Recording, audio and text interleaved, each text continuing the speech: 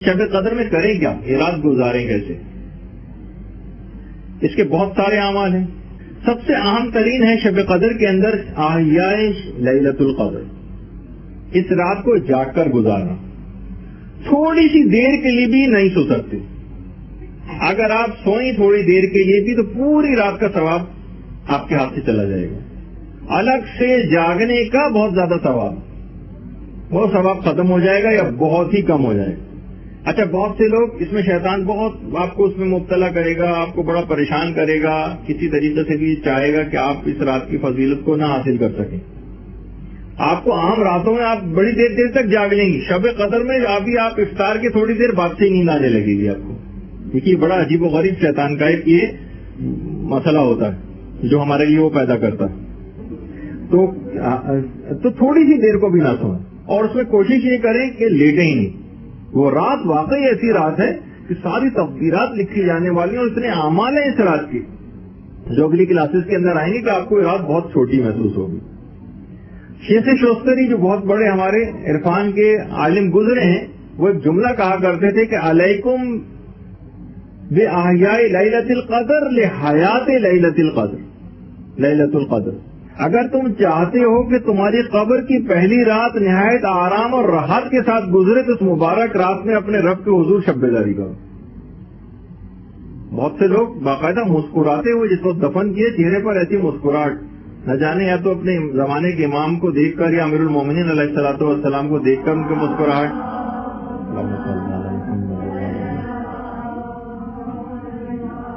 یعنی جو شخص بھی یہ چاہتا ہے کہ اس کی قبر کی پہلی رات نہایت آرام اور راحت کے ساتھ گزرے تو اس مبارک رات میں وہ جاگتا رہے اور پروردگار کے حضور عبادت کرتا رہے. یہ بہت اہم چیز ہے کہ اس رات کو جاگ کر عبادت کرنا. اور امیر المومنین علیہ الصلوۃ والسلام یہ بات بیان فرماتے ہیں کہ پیغمبر اسلام اس رات، یہ جو لیلۃ القدر ہے، اس میں عبادت کے لیے مسجد نبوی جاتے تھے اور پوری مسجد اکثر بارش کی وجہ سے کیچڑ ہوتی تھی اور مسجد میں پانی آتا رہتا تھا، لیکن پھر بھی پیغمبر پوری رات عبادت کرتے ہوئے مسجد میں شب بیداری کرتے ہوئے گزارتے تھے. اور کثرت عبادت سے چہرے پر گیلی مٹی سے چہرہ آلودہ ہو جاتا تھا. بہار الانوار کی 94 جو جلد ہے 94 اس کے اندر بھی روایت. لیکن اس کے باوجود بھی پیغمبر جاتے تھے اور عبادتیں اس رات کو انجام دیتے تھے، چاہے بارش ہوتی تھی، چہرے پر کیچڑ لگ جاتی تھی، چہرہ خاک آلود ہو جاتا تھا، لیکن پیغمبر اس بارش کے زمانے ہی میں جایا کرتے تھے. ہمارے برخلاف کی ادھر دو ایک بوند بھی اگر پڑی تو ہم سارے اپنے پروگرام معطل کر دیتے.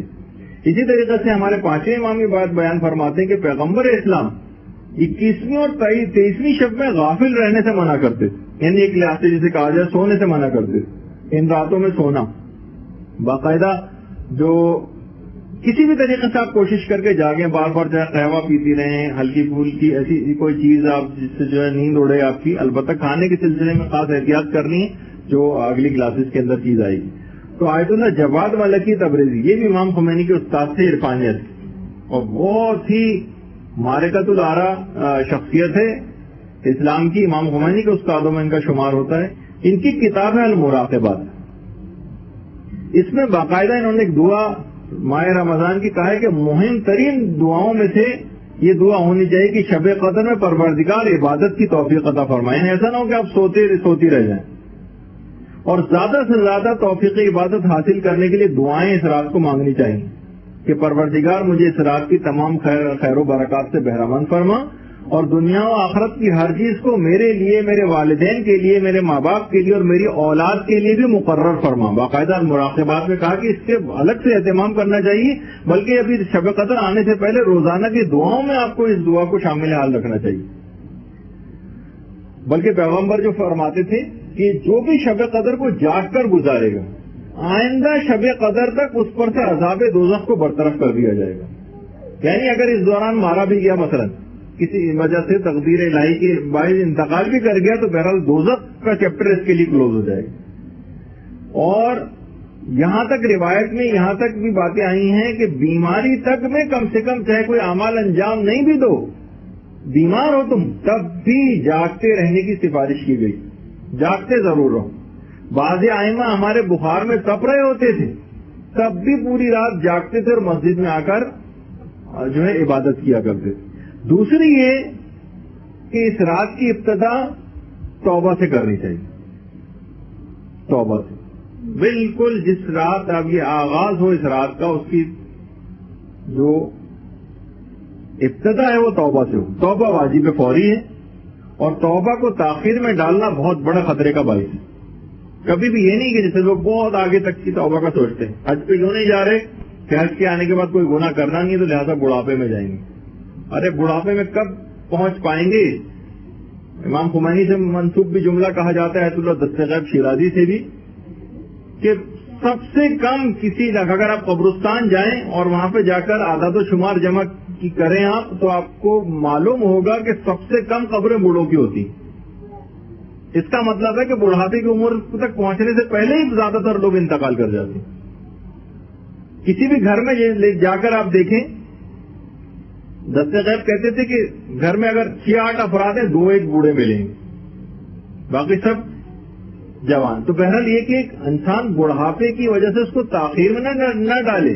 کیا پتا بڑھاپا نصیب ہو یا نہ ہو، آگے کے دن نصیب ہو یا نہ ہو، حالات ایسے ہیں اس سے پہلے ہی کہیں فرشتہ اجل نہ آ جائے. وہی کہ گناہ کی فوری توبہ کرے. جب بھی توبہ کے لیے کہا جاتا ہے کہ توبہ واجب فوری، اور توبہ ہی سے اس کی ابتدا ہونی چاہیے.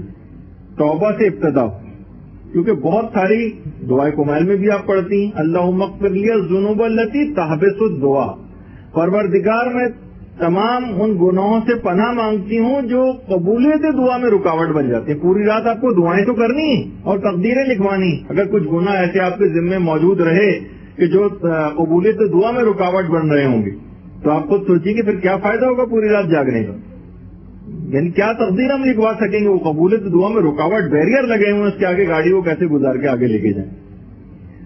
چوتھے امام نے پھر 4 گناہ بتائے ایسے دعائے کمیل کی ایک لحاظ سے جو شرح بیان کی، اس میں 68 گناہوں کا تذکرہ امام نے کیا تھا چوتھے امام نے، کہ میرے جد امیر المومنین نے جو گناہ اس میں بتائے، میں تم کو بتاتا ہوں کون سے. اس میں جو اللہم اغفر لی الذنوب التی تحبس الدعا، 4 گناہ امام نے بتائے کہ جو قبولیت دعا میں رکاوٹ بنتے.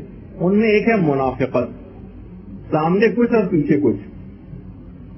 عملی لحاظ سے بہت سی چیزوں میں جو منافقت آ جاتی. دوسرا امام نے فرمایا واجب نمازوں کو قضا کر کے پڑھنا، یہ قبولیت دعا میں رکاوٹ بنتا ہے. بہت سے افراد ایسے ہوتے ہیں پورے دن کی نمازیں ایک ساتھ، آفس جا رہے ہیں، کالج اسکول جا رہے ہیں، کسی جگہ جاب کے لیے جا رہے ہیں، اور لوگوں کے سامنے شرمندگی یا کسی وجہ سے نہیں پڑھ پا رہے ہیں نماز، اور گھر آ کے ساری نمازیں پوری ایک ساتھ پورے دن کی قضا نمازیں انجام دے رہے ہیں. واجب نمازوں کو جان بوجھ کر قضا کرنا، چاہے قضا ہونے کے بعد اب دوبارہ اس کو پڑھ بھی لیں، تو بہرحال یہ کہ واجب نمازیں قضا کرنا خود ایک اتنا بڑا گناہ ہے کہ جو قبولیت دعا میں رکاوٹ بنتا ہے. اور عام دنوں میں بھی وہ افراد کے جو نمازوں کے بہت زیادہ اس لحاظ سے پابند ہوتے ہیں، عام نمازیں ادا کر رہے ہوتے ہیں، لیکن نماز فجر ان میں سے بھی اکثر و بیشتر کی اکثر قضا ہو جاتی. اکثر کوشش کرتے ہیں اٹھیں، پھر دیر سے سوئے، بہت سارے اس طرح کے غیر شرعی قسم کے عذر ان کے پاس ہوتے ہیں کہ اس وجہ سے ہماری آنکھ نہیں کھلی. تو واجب نمازوں قضا کرنا، پھر کہتے ہیں کوئی دعائیں قبول نہیں ہوتی. بھائی اس واضح طور پر امام نے بتایا کہ 4 گناہ ایسے ہیں جو قبولیت دعا میں رکاوٹ بنتی. تیسرا ہے فحش گوئی، بری اس قسم کی باتیں کرنا، اس قسم کے لطیفے سنانا جو فحش قسم کے ہوں. اور چوتھا ہے رائے خدا میں صدقہ نہ دینا. یہ 4 ایسی چیزیں ہیں کہ جو کہ قبولیت دعا میں رکاوٹ بننے والی. تو توبہ سے اس کی ابتدا ہونی چاہیے. جو حضرت موسیٰ کی مناجات جو بھی میں نے آپ کی خدمت میں پیش کی، کہ جب حضرت موسیٰ نے کہا پروردگار میں چاہتا ہوں کہ آتش جہنم سے مجھے پناہ مل جائے، تو پروردگار کی طرف سے آواز آئی کہ جو شخص بھی شب قدر میں توبہ میں مشغول رہے اسے آتش جہنم سے نجات مل جائے گی. یعنی یہ پوری رات توبہ کی رات ہے، آوزاری کی رات ہے، پروردگار سے معافی مانگنے کی رات ہے. اچھا توبہ سے ابتدا تو ہوگی، لیکن جس وقت بھی آپ غسل کریں گے، کیونکہ اس رات کو غسل شب قدر بھی کرنا مستحب ہے، جس کی تفصیل آج تو نہیں آ سکے گی، میں بالکل قریب ذرا اس کی بیان کروں گا. توبہ ہے پروردگار سے اپنے گناہوں کے ساتھ ہے غسل توبہ. اور کئی نیتیں بھی جمع ہو سکتی ہیں. ایک تو وہ غسل شب قدر جب آپ کریں گی تو اسی میں غسل توبہ کی بھی نیت کر لیں، اسی میں آپ زیارت امام حسین علیہ الصلوۃ والسلام کی نیت بھی کر لیں. اسی میں مثلا آپ جیسے یہی شب قدر کے غسل کی نیت ہو جائے گی.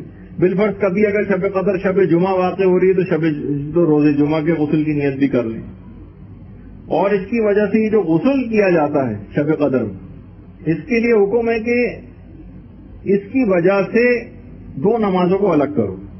مغرب کی نماز تو وضو کے ساتھ پڑھو اور اس کے بعد پھر اس غسل کو انجام دو. پھر عشاء کی نماز آ کر اس غسل کے ساتھ پڑھو. اس کے بعد اگر احتیاطاً، اس کے اندر ابھی میں مسئلے فقہ نہیں بتا رہا، لیکن یہ کہ احتیاطاً اس کے ساتھ ایک وضو بھی اور کر لیا جائے.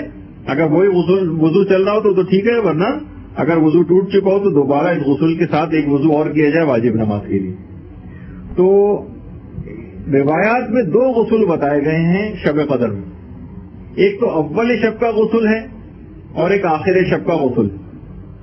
اول شب کا غسل تو وہی غروب کے قریب جو کیا جاتا ہے، اور اگر اول وقت میں آپ کو موقع نہ ملے، افطار بنانا ہے، انتظامات کرنے ہیں اور کوئی ایسا مسئلہ ہے اور اول وقت اگر نکل بھی جائے تو بھی کچھ نہیں، اول وقت نہ ملے تو جب بھی کبھی رات میں موقع مل جائے تو شب قدر کا غسل ضرور کریں. اچھا، اول شب کا جو غسل ہے وہ تو سارے علماء اور مراجع کے درمیان کے فتوے میں مستحب ہے اول شب کا غسل. البتہ آخر شب کا غسل آقا خود یہ فرماتے تھے اس وقت، وہ کہتے تھے کہ آخر شب کا غسل میرے نزدیک اتنا ثابت نہیں ہو رہا ہے، اور اگر کوئی شخص پھر بھی کرنا چاہے شب 23 میں آخر شب کا غسل تو وہ رجا کی نیت سے کرے. امید ہے ثواب میں، لیکن کنفرم نہیں ہے میرے نزدیک کہ آخر شب کا غسل شب 23 میں بھی ثابت ہو. اور جو اور راتیں ہیں 19 اور 21 میں، اس میں تو آخر شب کا غسل بالکل بھی آقا کوئی کے نزدیک ثابت نہیں تھا. تو بہرحال آخر شب کو اگر غسل کو آپ چھوڑ بھی دیں، کم سے کم ایک غسل آپ اول شب میں ضرور اس کو انجام دے دیں. بلکہ جو ابن طاؤس نے اپنی کتاب اقبال کے اندر جو ایک روایت لکھی چھٹے امام سے، جس میں فرماتے ہیں کہ پیغمبر اسلام جو تھے وہ رمضان کی آخری 10 راتوں میں ہر رات کو غسل انجام دیتے تھے. ضرور نہیں کہ فقط شب قدر میں، ماہ رمضان کی آخری 10 راتوں میں تمام راتوں میں پیغمبر غسل کیا کرتے تھے. تو ایک تو یہ کہ بہرحال اسی رات کو جب آپ غسل کر ہی رہی ہیں تو اس کے اندر غسل توبہ کو بھی ایڈ کر لیں. اب سارے گناہوں سے گویا ایک لحاظ سے آزادی مل گئی، صاف ستھرے ہو گئے. اب جو بھی دعائیں کریں گے انشاءاللہ سب دعائیں وہ بولوں گی. وہ جب بھی آپ غسل کریں اس میں وہ والی دعا جو ہر غسل کی میں کرنا جو سب باعث ثواب ہے کہ اللہم اجعلنی من التوابین واجعلنی من المتطہرین. پروردگار تو مجھے توبہ کرنے والوں میں قرار دینا اور تو مجھے متطہرین پاک و پاکیزہ لوگوں میں قرار دینا. یہ والی ایک دعا ہے جو آپ عام طور پر بھی جتنے غسل آپ کرتی ہیں ان سب کے اندر بھی اس دعا کو پڑھنا بہت باعث اجر و ثواب ہے. اس کے بعد ہوگا عمل قرآن.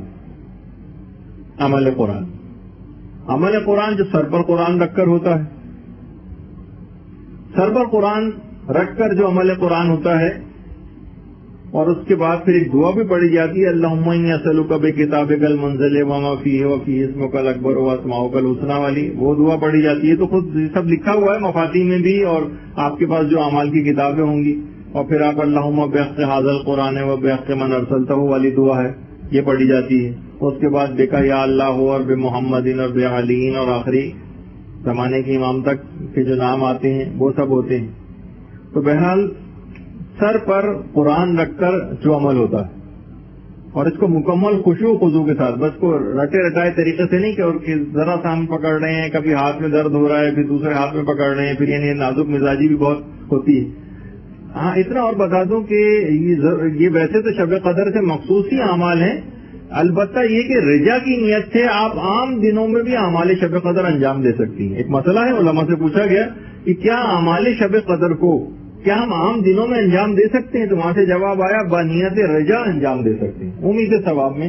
کیونکہ ایسا نہیں ہے کہ عام دنوں میں یہ اعمال کرنے جائز نہ ہو، نہیں، جائز ہے، کر سکتے ہیں بالکل، لیکن بنیت رجا. ہاں البتہ یہ اس میں نہیں ہونا چاہیے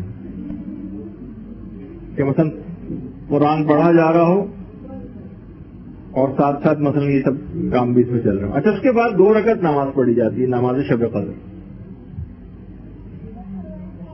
2 رکعت نماز جو کہ شب قدر کے اعمال میں پڑھی جاتی ہے. حضرت موسیٰ نے مناجات جو پروردگار عالم سے کی تھی، اس میں ایک پارٹ اس کا یہ ہے کہ پروردگار میں تیری رضا حاصل کرنا چاہتا ہوں. دیکھا آپ نے، کبھی وہ کہہ رہے ہیں کہ میں آتے ہی جہنم سے پناہ چاہتا ہوں، کبھی کہہ رہے تھے میں قرب حاصل کرنا چاہتا ہوں. پروردگار نے شب قدر کے لحاظ سے بہت سے جواب دی. پروردگار میں تیری رضا حاصل کرنا چاہتا ہوں. تو پروردگار کی طرف سے جواب آیا کہ جو شخص بھی شب قدر میں 2 رکعت نماز پڑھے گا اسے میری رضا حاصل ہو جائے گی. اور نماز کے بعد جو 70 مرتبہ استغفار پڑھنا ہے، استغفر اللہ و اتوب الیہ، اور اس میں بھی ہے کہ ابھی اپنی جگہ سے اٹھے گا نہیں کہ خدا اس کو اور اس کے تمام والدین کو بخش دے گا. بہت آرام سے بات سن لی آپ نے. اللہم صلی علی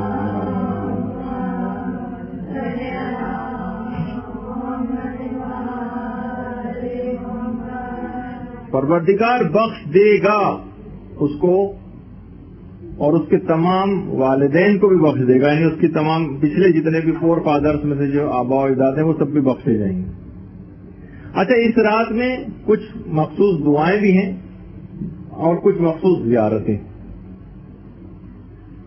بلکہ زیارتوں سے بھی پہلے ایک چیز اور، مثلا جو دعائیں ہیں اس میں دعائے ندبہ ہے وہ اس کی رات ضرور پڑھیں، دعائے توبہ ہے وہ اس رات کو پڑھیں، دعائے مکارم الاخلاق وہ اس رات میں آپ پڑھیں. ان کا ویسے تذکرہ آخری جو ہماری کلاس ہوگی اس میں بھی الگ سے آئے گا.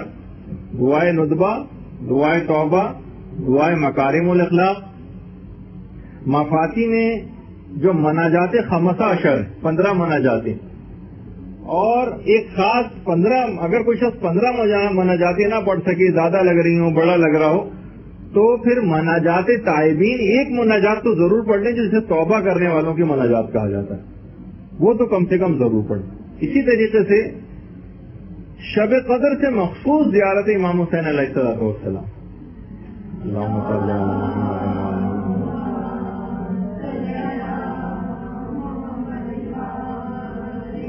اس سے مراد زیارت وارثہ نہیں ہے، زیارت وارثہ بھی پڑھ سکتے ہیں، لیکن شب قدر سے مخصوص ایک الگ سے ایک زیارت بتائی گئی ہے جو زیارت امام حسین، الگ سے. وہ کافی آگے چل کر زیارتوں کے سیکشن سے کافی آگے چل کر آپ کو ملے گی مفاتی میں، وہ آپ خود ڈھونڈ لیجیے گا. زیارت امام حسین پڑھنی ہے.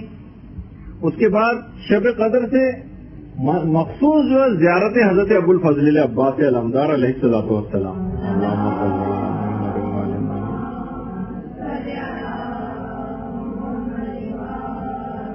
ایک تو عمومی زیارت ہے حضرت ابو الفضل عباس کی، وہ بھی چاہیں تو پڑھ سکتے ہیں، لیکن شب قدر سے مخصوص ایک الگ سے زیارت بتائی گئی، وہ آپ مفاتی کے اندر دیکھیے گا. اسی طریقے سے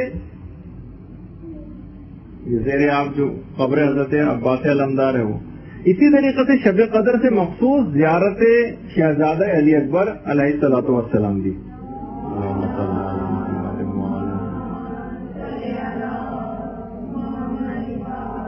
خاص شب قدر سے مخصوص یہ ایک تو عام زیارت ہے شہزادہ علی اکبر کی نہیں، شب قدر سے مخصوص ایک الگ سے زیارت بھی بتائی گئی، وہ پڑھ.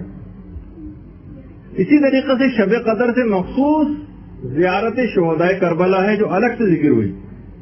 میں اس وجہ سے الگ سے اور مخصوص کا لفظ استعمال کر رہا ہوں. شب قدر کے لیے اس کی الگ خصوصیت ہے. وہ عام زیارتیں پڑھنا چاہیں وہ بھی پڑھ سکتی ہیں، لیکن پھر اس کو بھی الگ سے پڑھیں کیونکہ ان کی الگ سے ایک تاکید آئی.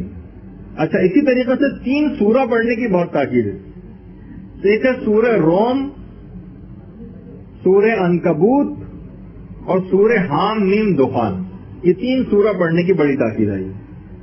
سورہ روم، سورہ عنکبوت اور سورہ حام میم دخان، یہ 3 سورہ علی الخصوص. ویسے اور سورے بھی پڑھ سکتے ہیں، ان کی الگ سے تاکید آئی. اور روایت میں کہا گیا ہے کہ یہ پڑھنے والا لازمی بخشا جائے گا، اور کسی ایک شخص کا بھی استثناء نہیں ہے، ایکسیپشن نہیں ہے کہ جو اس سورہ کو پڑھے اور وہ بخشا نہ جائے اور وہ جنت کو حاصل نہ کر لے. تو بہرحال سورہ روم، سورہ عنکبوت اور سورہ حام میم دخان سب سے بڑا جو عمل آج کی رات کا ہے، ابھی تک بھی آپ نے جو سنے تو سب سے بڑا عمل نہیں تھا، مذاکرہ علمی. مذاکرہ علمی سب سے بڑا آج کی رات کا عمل ہوگا جو شب قدر میں آپ گزاریں گے. شیخ عباس قمی نے بھی باقاعدہ جو صاحب مفاتی ہیں انہوں نے مفاتی میں بھی لکھا ہے، اور شیخ صدوق کے حوالے سے باقاعدہ علماء امامیہ کی پوری جماعت سے بات نقل کی گئی ہے کہ آج کی رات کا جو سب سے بڑا عمل ہے وہ ہے مسائل فقہ میں کو یاد کرتے ہوئے اپنی رات کو گزارنا. جو آپ کو عام زندگی میں چیزیں پیش آتی ہیں، مسائل پیش آتے ہیں، وہ آپ حاصل کریں تاکہ آپ احکامات خداوندی سیکھیں آج کی رات، تاکہ اس پر عمل کر سکیں. یہ آج کی رات کا سب سے بڑا عمل ہے. لیکن اسی کی ایک تفصیل ہے جو شب قدر سے مربوط جو کلاس ہوگی آپ کی، جب آخری اس میں پہنچ جائیں گے ہم عشرے میں سے پہلے، شب 19 سے پہلے اس میں تفصیل سے بیان کریں گے. مذاکرہ علمی باقاعدہ آپ چاہیں تو اس طریقے سے مثلا بیٹھ بھی سکتی ہیں، کوئی گروپ ڈسکشن بھی کر سکتی ہیں، ورنہ کوئی ایک کیسٹ لگا لیں آپ کسی عالم کا، اپنے مدرسے کا کوئی جو ہے وہ درس، اس کی پریپریشن کریں. بہرحال کسی بھی لحاظ سے آپ کوشش کریں کہ اس میں سے 1 گھنٹہ کم سے کم اس رات میں علمی طور پر گزاریں. اور بڑے بڑے علماء اور مراجع اس رات کو گزارا کرتے تھے اس طرح سے کہ درس و تدریس میں گزارتے تھے اور علم حاصل کرتے ہوئے اس رات کو گزارتے تھے. بہت بڑے ہمارے عالم گزرے ہیں. شیخ محمد حسن صاحب جواہر الکلام، ان کی کتاب کا نام ہے جواہر الکلام، جو بہت ہی فقہ کی بہت ہی عظیم کتابوں میں اس کا شمار ہوتا ہے. ہر عالم کی پوری کوشش یہ ہوتی تھی، جس میں میں آخری جو درس ہوگا اس میں روشنی ڈالوں گا، کہ وہ چاہتے تھے کہ اپنے کام کا اختتام شب 23 میں کریں. انہوں نے لکھا ہے باقاعدہ کہ تم کتاب جواہر الکلام فی شرح شرائع الاسلام فی مسائل الحلال والحرام، کہ میں نے خدا کے فضل سے اس کتاب جواہر الکلام کو رمضان کی 23ویں شب قدر میں مکمل کیا. باقاعدہ اپنی کتاب میں لکھا ہے انہوں نے. علامہ محمد حسین طباطبائی، انہوں نے جب اپنی تفسیر المیزان لکھی تو اس کو شب 23 کی یعنی جو شب قدر تھی اس میں اپنی تفسیر کو مکمل کیا، تاکہ چونکہ ایک تو یہ بھی اس کا فائدہ ہے کہ یہ رات 1000 مہینوں سے افضل ہے، یعنی ہر ثواب 1000 سے ملٹی پلائی ہو جاتا ہے.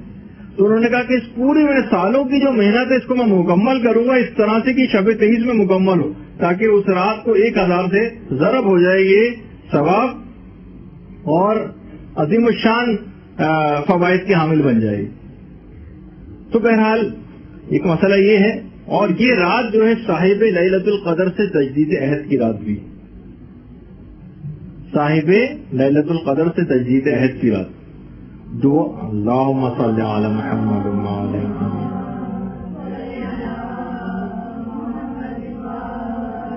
دعائے افتتاح بھی اگر ہو سکے تو اس میں ضرور پڑھیں دعائے افتتاح، ورنہ کم سے کم اللہم کن لولیک الفرج والی جو دعا ہے وہ تو اس رات کو بالکل فراموش نہ کریں. کوشش یہ کریں کہ ویسے تو سارے آئمہ ہی سے توسل کا حکم ہے، لیکن امیر المومنین امام الموحدین علی ابن ابی طالب علیہ الصلوۃ والسلام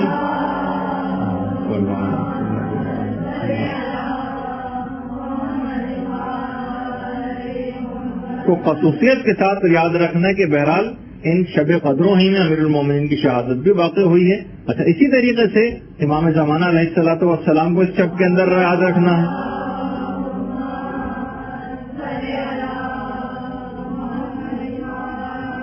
اور چاہیں تو اس رات کو عریضہ بھی لکھا جا سکتا ہے امام زمانہ علیہ السلام کی خدمت اقدس میں. اور ویسے تو تمام آئمہ ہی سے توسل کو اختیار کرنا چاہیے، لیکن الخصوص جیسے کہ میں نے اس سے پہلے بھی عرض کیا تھا، ہمارے 12ویں امام کی والدہ گرامی حضرت نرجس خاتون سے توسل اختیار کرنا. میں نے اللہم صلی علی محمد وعلی محمد.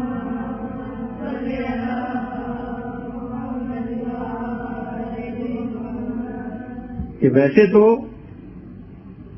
ماں جو ہے اگر بیٹے کو کوئی حکم دے تو ناممکن ہے، اور وہ بھی میں نے جیسے پہلے کہا تھا کہ امام زمانہ علیہ السلام سے زیادہ سعادت مند بیٹا کون سا ہوگا، اور ایسا بیٹا کہ جس کے ہاتھ میں کائنات کی تمام قوتیں بھی ہیں اور جو سردار و مالک ہے کائنات کا، تو وہ کب اپنی ماں مادر گرامی کے اس حکم کو ٹالے گا.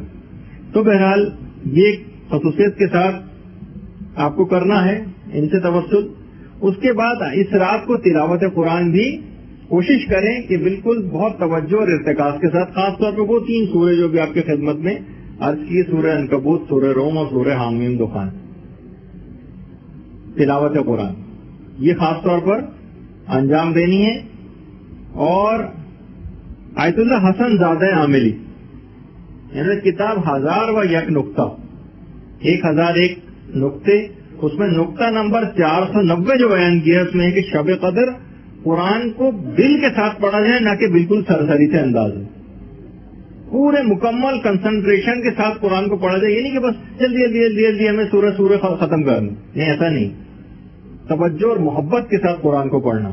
کیونکہ آیت اللہ جواد ملکی تبریزی ان کا بھی تذکرہ ہوا تھا, جو امام خمینی کی عرفانیت کے استاد ہیں, فرماتے ہیں کہ سکرات موت جس وقت لاحق ہوتی ہے نا, جب انسان جان گونی کی کیفیت میں آتا ہے تو تمام علوم بھول جاتا ہے سوائے علوم قرآن کے. تمام علوم بھول جاتا ہے سوائے علوم قرآن کے. جب بھی چوتھے امام کا جب وقت شہادت قریب آیا تھا تو چوتھے امام سورہ واقعہ کی تلاوت کر رہے تھے. بہت سی چیزیں آپ بھول جائیں گی, جو قرآنی سورے آپ کو ہوں گے وہ سب آپ کو یاد رہیں گے. اور اسی طریقے سے شب قدر میں خاص طور پر وہ دوبارہ اس کی تاکید کے طور پر چیز آ گئی کہ 10 تسبیحاں سورہ قدر کی جو ہے اس رات کو ضرور پڑھی جائیں. کیونکہ یہ بھی آیا کہ جو شخص 23ویں شب میں 1000 دفعہ سورہ قدر پڑھ لے گا تو صبح اس حالت میں ہوگا کہ اس کا یقین شدید اور محکم ہو چکے. بہت سی چیزیں جو ہم گناہ کرتے ہیں نا, ہمارا یقین کمزور ہوتا ہے. اصل بات یہ کہ سب چیزیں ہونے کے باوجود ہمیں پتا ہے کہ اس گناہ کا یہ عذاب دیا جائے گا, اس نیکی کا یہ فائدہ ہے, لیکن ہم پھر بھی انجام نہیں دے رہے ہوتے. ہمیں پتا ہے کہ نماز شب پڑھنے کے یہ فائدے ہیں, لیکن پھر بھی ہم نماز شب نہیں پڑھ رہے ہوتے. اس کی وجہ ہے کہ ہمارے خود یقین میں کمی. تو اگر کوئی شخص شب قدر میں 1000 دفعہ سورہ قدر کی تلاوت کر لے گا تو اس کا یقین شدید اور محکم ہو جائے گا. اور خاص طور پر ایک اور بات جو شب قدر کے اندر وہ کرنی ہے, وہ ہے دعائے عافیت ضرور پڑھنا. پیغمبر سے کسی نے پوچھا کہ کوئی شخص شب قدر کو پائے تو وہ کیا مانگے, تو پیغمبر اسلام نے فرمایا وہ خدا سے عافیت و سلامتی طلب کرے. تو دعائے عافیت الخصوص ایک تو ویسی ہے جو مفاتی کے اندر دعائے عافیت ہے, صحیفہ کاملہ میں جو دعائے عافیت ہے, اور ایک ویسے مفاتی میں بھی مختصر ہے, اللہم انی اسألک العفو والعافیت والمعافات فی الدنیا والآخرہ, یا ولی العافیہ نسألک العافیہ و دوام العافیہ عافیت العافیہ عافیت الدین والدنیا والآخرہ. یہ بھی ایک دعا ہے جو مختلف سجدوں میں بہت سے پیش امام حضرات بھی پڑھا کرتے ہیں. یعنی مختصر ترین دعائیں عافیتیں بھی ہیں جو بہرحال میں بہت تیزی سے کہتا ہوا گزر گیا, جو آپ کو کتابوں میں مل جائیں گی. خاص طور پر جو تعقیبات نماز کی ہوتی ہیں, جو نماز سے مربوط کتابیں اس میں, ورنہ خاص طور پر یہ تو بہت ہی جامع کہ جب چوتھے امام دعائے عافیت پڑھتے تھے تو یہ والی جو دعائے عافیت ہے اس کا ترجمے کے ساتھ کوشش کریں کہ آپ پڑھیے گا اس رات کو, تو آپ کو اندازہ ہوگا کہ بڑی اس کی اہمیت ہے. علامہ مجلسی یہ فرماتے تھے کہ آج کی رات کا جو بہترین عمل ہے وہ اپنے لیے دنیا اور آخرت کی دعائیں مانگنا ہے, اپنے والدین کی دنیا اور آخرت کی دعائیں, اپنے مومن بھائیوں کے لیے دنیا اور آخرت کی دعائیں, اور خاص طور پر محمد و آل محمد علیہ السلام پہ درود بھیجنا وہ بہت بڑی عبادت ہے.